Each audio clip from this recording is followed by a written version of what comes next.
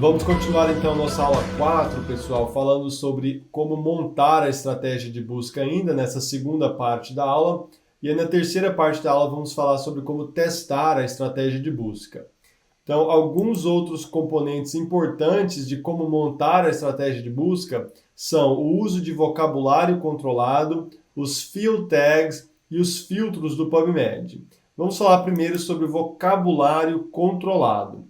Então, o que é isso? Exatamente isso, né? Vocabulário controlado é um conceito que está presente tanto no PubMed, né, na Medline, lembrando que o PubMed é a ferramenta de busca da biblioteca do Medline, da Biblioteca Nacional de Saúde, de Medicina, perdão, National Library of Medicine dos Estados Unidos, e o vocabulário controlado da Medline se chama MESH, Medical Subject Headings. Já explico o conceito já. No Embase, que é uma outra ferramenta de uma outra base de dados para nossa busca, que nós vamos aprender na próxima aula, o vocabulário controlado utilizado é o M3. Tá certo?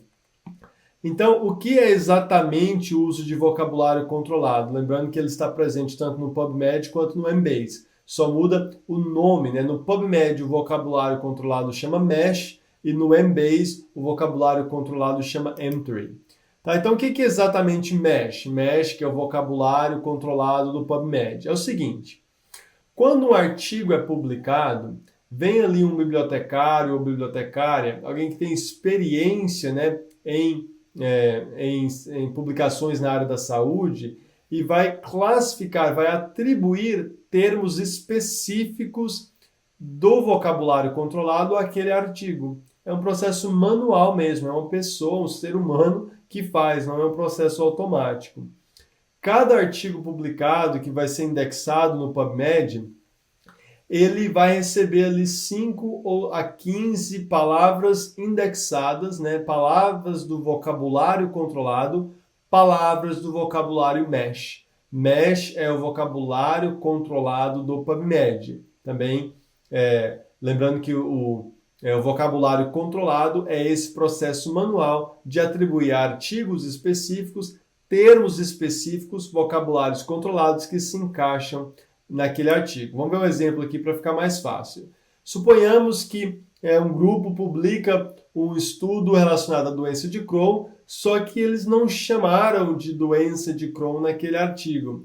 Eles chamaram de enterite de Crohn, ou eles chamaram de doença intestinal inflamatória, né? Inflammatory Bowel Disease, perdão, o termo em inglês. Ou eles chamaram aí de colite granulomatose e assim por diante. Ileite regional, tá bem? Alguns desses termos nem tanto utilizados assim.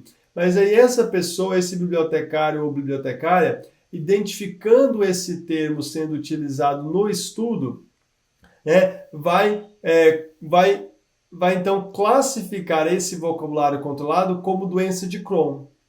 Então, o vocabulário controlado, ele serve para homogeneizar, digamos assim, uma certa literatura que tem termos diferentes. Inclusive, esses termos descritos aqui são, na verdade, alguns deles são termos MESH também. Como assim, Anderson? O termo MESH ele é uma hierarquia. Veja aqui no exemplo de insuficiência cardíaca. O heart failure, insuficiência cardíaca, é um termo MESH. Mas dentro dele, a gente tem alguns outros termos MESH, alguns outros vocabulários controlados, como edema cardiogênico, dispneia paroxística, síndrome cardiorrenal, insuficiência cardíaca diastólica, insuficiência cardíaca sistólica. Todos esses são subtermos do vocabulário controlado. E a principal, atenção para esse conceito, a principal vantagem de utilizar o vocabulário controlado na sua busca é que quando você escolhe um termo do vocabulário controlado para fazer a busca, o PubMed não busca só aquele termo controlado, ele busca tudo que está dentro dele no vocabulário controlado. Por exemplo, se você buscar o termo heart failure, ele vai buscar o termo heart failure em si, mas ele vai buscar artigos que têm os subtermos dentro de heart failure, de forma automática, de forma sem você especificar. Ele vai buscar artigos que têm síndrome cardiorrenal, dispneia paroxística, edema cardiogênico e assim por diante. Isso pode ser uma coisa positiva ou negativa, tá bem? Então, ela pode deixar a sua busca muito ampla, ou então ela pode torná-la ampla o suficiente que você precisa. Esse recurso é um recurso que pode te ajudar, ou às vezes nem tanto.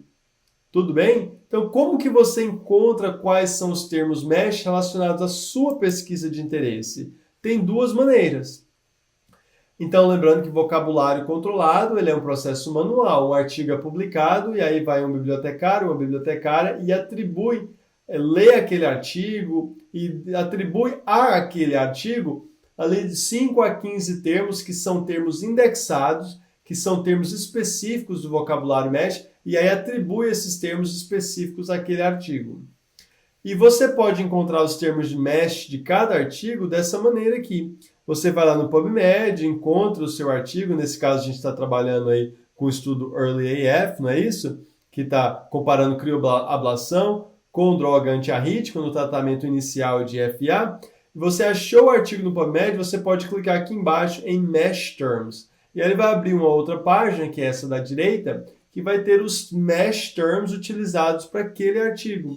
Então, naquele artigo, quem fez esse processo do MESH, de atribuir os termos do vocabulário indexado para aquele artigo, escolheu esses termos aqui para indexar o artigo, né? Se não me engano, até parece que tem mais de 15 aí, né? Então, pode ter vários artigos, termos indexados, né? Vários MESH Terms. Então, essa é a primeira maneira de encontrar MESH Terms que seriam interessantes para a sua busca específica. A segunda maneira é da gente buscar especificamente em uma base de dados de MESH Terms. Então está aqui o link para vocês no próximo slide, né? Você pode obter através do Google também. Só você digitar no Google MESH PubMed e vai te levar para essa página aqui com o link que está aparecendo aí na tela, esse link aqui. E lá nessa página, por exemplo, você pode buscar os termos MESH da sua ideia. Então, se eu tivesse interessado em buscar doenças da válvula mitral e eu digitasse lá mitral valve na ferramenta de busca do MESH, repare que aqui eu não estou buscando artigos, eu estou buscando vocabulário controlado. E aí ele me fala, olha, a gente tem alguns vocabulários controlados, algumas palavras que fazem parte do vocabulário controlado dessa sua busca. Então, mitral valve, inclusive, é um MESH term. A anuloplastia da válvula mitral é outro MESH term. E assim por diante. Estenose da válvula mitral é outro MESH term. E aí, dependendo da sua busca, talvez você está fazendo uma busca em estenose mitral. E aí você poderia pegar esse termo MESH aqui para a sua busca, por exemplo. Então, essas são as duas maneiras de buscar quais são o vocabulário controlado pertinentes à sua pesquisa. Você olha os vocabulários indexados dos artigos que você já tem na sua busca de viabilidade, ou então você faz a própria busca dos MESH Terms, digita qualquer termo lá na ferramenta de busca, buscando especificamente MESH Terms que são interessantes para a sua pesquisa. Agora, é absolutamente necessário você utilizar MESH Terms? Não. Na verdade, existem várias desvantagens dos MESH Terms que a gente deve descrever aqui. Primeiro, que ele é um processo manual.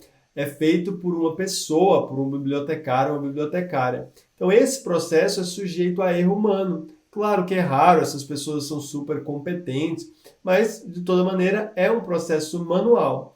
Por ser um processo manual, também leva tempo. Às vezes o artigo foi publicado ontem, ou mês passado, ou semana passada, e não deu tempo ainda do sistema manual do PubMed ir lá e alguém indexar o vocabulário desse artigo. Então, se você está buscando só por MESH Terms, é um problema. Você não deve fazer isso.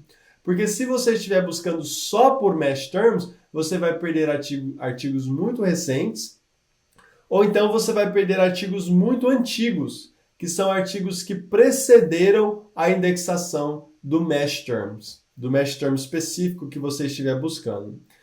Um terceiro ponto que eu não utilizo tanto MESH Terms na minha busca, pessoal, é que eu consigo fazer uma busca muito boa, muito efetiva, sem usar MESH Terms. Então, é aquilo que eu falei, para que complicar? Essa é só a minha perspectiva. Um outro ponto importante.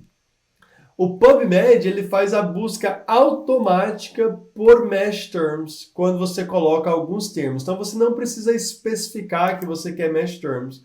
Por exemplo, se eu buscar por fibrilação atrial, e aí você, depois que fizer a sua busca, clicar aqui em Advanced, que é essa parte que aparece debaixo da caixinha de busca, ele vai te aparecer aqui para você clicar em detalhes. Quando você clica em detalhes e abre, o PubMed fala, olha, você buscou atrial fibrillation, mas eu fiz isso aqui. Eu fiz o que está nessa caixa aqui. Você colocou atrial fibrillation, mas está aqui o que eu fiz de fato. E o que o PubMed fez de fato aqui? Olha, ele buscou entre os mesh terms, ele buscou com mesh term atrial fibrillation. Por isso que eu falo que ele faz de forma automática. Eu não precisei especificar, olha, busque só nos mesh terms. Ele buscou no vocabulário geral e buscou também artigos que estavam indexados com o termo atrial fibrillation, com o termo mesh atrial fibrillation. Então são coisas complementares entre si com uma grande sobreposição.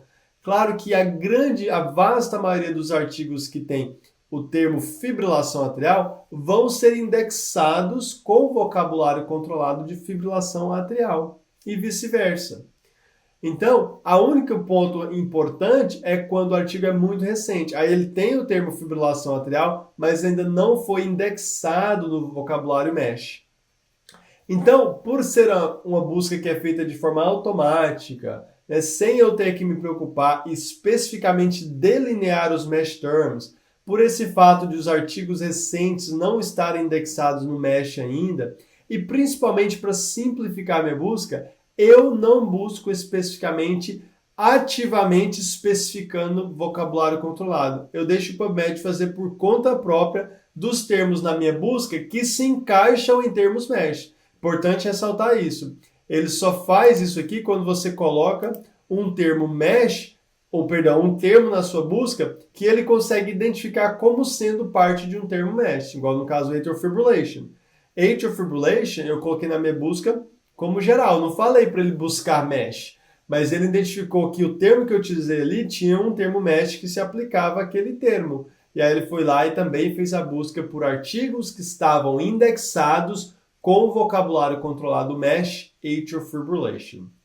Tá bom? É um pouco confuso essa parte mesmo, é natural isso, e por isso que eu falo, por isso que eu não utilizo, porque ela complica bastante. Eu gosto de manter minha busca bem simples, tá? Então não é uma recomendação para você não utilizar. É importante deixar bem claro isso. A vasta maioria das buscas de revisão sistemática, meta-análise na literatura utilizam vocabulário controlado. Bibliotecários na sua instituição que te ajudarem vão recomendar você utilizar vocabulário controlado. O Cochrane, que que dita as regras de como devem ser feitas revisões sistemáticas e meta-análises, fala que você pode usar vocabulários controlados e, de fato, você pode. Agora, a única recomendação que eu faço é essa. Se for utilizar, não use apenas o vocabulário controlado, pelas limitações que eu falei. Principalmente o fato de artigos recentes ainda não estarem indexados com o vocabulário controlado. E até mesmo porque tem aquela questão de que quando você faz a busca de forma natural, sem especificar que é um vocabulário controlado, se houver termos na sua busca que se encaixam em vocabulários controlados, o PubMed vai automaticamente falar, olha, eu busquei o que você colocou aqui, mas de brinde estou te dando a busca desse vocabulário controlado aqui também, porque ele se encaixa num termo que você colocou na caixinha. Tá bom? Então, o vocabulário controlado é isso, a gente vai falar mais sobre isso na aula prática, nas monitorias, não se preocupem, tá joia? Vamos terminar aqui essa parte da aula falando de field tags e filtros, aqui mais rápido. Olha, igual eu falei para vocês, se você for lá e colocar o termo fibrilação atrial, e aí você clica aqui em Advanced, depois que você fez a busca, e aí você clica aqui em Details, ele vai abrir para você exatamente o que ele buscou.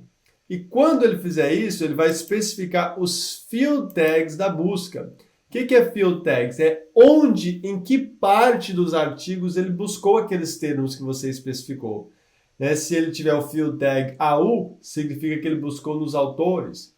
Field tag title, ele buscou no título. TIAB significa que ele buscou no título e no abstract, e assim por diante, tá? E claro, se ele buscou nos termos mesh, aquele termo específico, ele vai colocar o field tag MH. Só porque isso é o que o PubMed faz. Mas se você, porventura, quisesse especificar um lugar específico para buscar um termo, você também poderia se aproveitar dos field tags. Você poderia manualmente falar, olha, eu estou inserindo esse termo aqui na minha busca, mas esse termo aqui não é para você procurar em qualquer lugar. É para você procurar ele só no título, ou só nos autores do artigo, e assim por diante. Aí você poderia manualmente colocar um field tag lá. Mas também é um processo, na minha visão, totalmente desnecessário. Se você quisesse obrigar o PubMed a procurar um mesh term, é assim que você faria. Você colocaria o termo que você já sabe que é um mesh. Como você sabe que é um mesh? Você buscou lá no site dos mesh, igual eu falei para você agorinha. E aí você colocaria esse termo na sua caixinha de busca e especificaria com o field tag, que é um mesh term, com o field tag MH. Mas, pessoal, eu vejo isso aqui como amplamente desnecessário, complexo, e eu pessoalmente gosto de simplificar, tá bom? Eu não utilizo field tags de forma manual na minha pesquisa de maneira nenhuma. Mas, por exemplo, se você quisesse buscar fibrilação atrial só no título, aí você ia, em vez de colocar fibrilação atrial no seu campo de busca, você ia colocar fibrilação atrial, entre aspas, para ele buscar só a combinação, a gente já viu o papel da aspas, e aí você ia colocar entre esses colchetes TI, que é title. Aí ele ia buscar só no título. Aí você caiu de 94 mil achados, que teriam essa ferramenta aí, esses termos talvez no abstract, por exemplo, mas agora você excluiu esses artigos. Você só tem os artigos que te deram fibrilação atrial no título, tá bem, pessoal? Então esse é o papel dos field tags e eu não uso. Os filtros, de maneira semelhante, então tá aí o field tags, eu não uso por esse motivo que eu expliquei para vocês, é desnecessário, é complexo, e na verdade o motivo principal que eu não uso é que eu quero buscar, não é só no título. Se a minha população é fibrilação atrial, e não está no título, mas está no abstract, eu também quero achar esse artigo. Então eu não vejo motivo para você restringir a sua busca, por exemplo, só para o título, ou só para o abstract. Tá bom? Eu quero procurar em tudo quanto é lugar do artigo os termos na minha busca. Então, eu não utilizo field tags por esse motivo. Mas é importante vocês estarem cientes aí que é uma possibilidade também. Joia? Vamos falar agora de filtros para a gente finalizar essa parte da aula. Filtros, pessoal, são aquela coluna da esquerda lá no PubMed, vocês já devem ter visto, que tem lá, né? Vários filtros diferentes, tanto para desenho do estudo, a data da publicação, né? Se tem todo o texto disponível ou só o abstract e assim por diante. Então, o filtro é bem claro o que você deve fazer, que é não utilizar. Não utilize o filtro na sua revisão sistemática e meta-análise. Tá certo? Porque esse filtro depende também de um processo manual. E aí você está sujeito a um erro humano na classificação. Vamos supor que um artigo é randomizado. Aí você só quer randomizado. Aí você foi lá e clicou na caixinha de estudos randomizados. Você fala, olha, eu só quero na minha busca estudos randomizados, porque o meu critério de inclusão é estudos randomizados. Teoricamente faria muito sentido. Mas existem dois motivos que você vai estar sujeito a erro.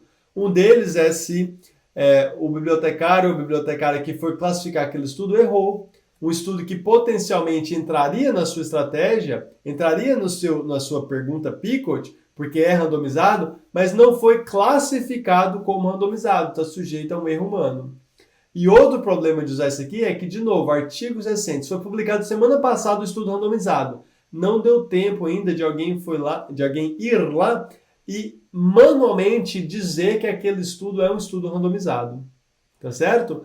Aí ele não tem ainda o título, a indexação de estudo randomizado, embora ele seja um estudo randomizado. Então, por conta disso, não é recomendado que você clique naqueles filtros lá. Se você quiser buscar só estudos randomizados, a gente vai bater um papo na aula prática de como fazer isso. Então, não deve ser feito, não deve ser utilizados os filtros em revisão sistemática e meta-análise, porque você vai excluir artigos recentes que ainda não foram classificados com esses filtros e também tem a questão do erro humano, tá bom? Nesse processo. Então, o lema é esse, pessoal. publica, mas não complica. Com essas ferramentas, você pode jogar a rede de forma bem simples, de forma efetiva, para conseguir o seu objetivo. Quer deixar o estudo abrangente o suficiente para não deixar passar nenhum estudo, tá certo? Mas não abrangente demais, porque se você tiver milhares e milhares e milhares de estudo, você vai ter uma meta-análise que é impossível. É impossível você filtrar todos eles depois. Você tem que ter uma estratégia de busca que é um meio termo, é um sweet spot. Então a gente vai ver essa última parte, testando a estratégia, na última parte da aula 4, na terceira parte da aula 4.